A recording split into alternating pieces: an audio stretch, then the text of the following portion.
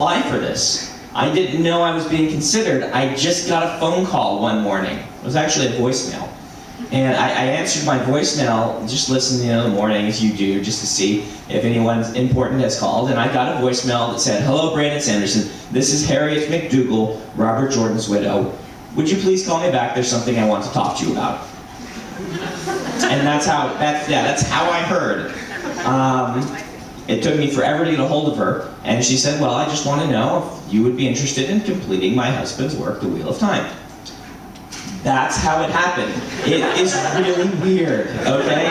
Even still, I look back at that day and I think, did that really happen? Did I just get called out of the blue and asked to finish the Wheel of Time? Within a few months, I was in Charleston reading the notes. Robert Jordan left about 200 pages of specific notes for this book. That includes written material. In some cases, it includes a lot of dictations. He was sick for a while at the end, and he would dictate to his assistants or to Wilson. There's a famous story, you may have heard it, where Wilson, who was his cousin, and very close like a brother, very dear to Robert Jordan, was sitting and chatting with him. And Robert Jordan looked at him and said, "There's a city in the Blight that nobody knows about." And Wilson, they hurriedly grabbed a look for something to record, and fortunately someone there knew how to take dictations and just started writing. And Robert Jordan dictated what eventually, after they wrote it down and things, is a big description of this city that you read about in this book. He dictated a lot of various scenes that were in this 200 pages. When he was well, he worked on some of the scenes.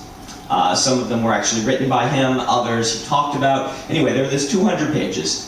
And those 200 pages were handed to me. And they are what you now hold in the 3 books intermixed with what I've been able to come up with for finishing this series. The epilogue that you have in A Memory of Light is the thing that I read first. It's the ending. Robert Jordan spoke for years. He knew the ending. He knew the last page. He would taunt us. I don't know if you guys read interviews. He would taunt us that he knows the last word, right? He would talk about someday writing it, and he did know it, and he did write it. The epilogue is mostly him. There is still some things that I put in there, but it's mostly him.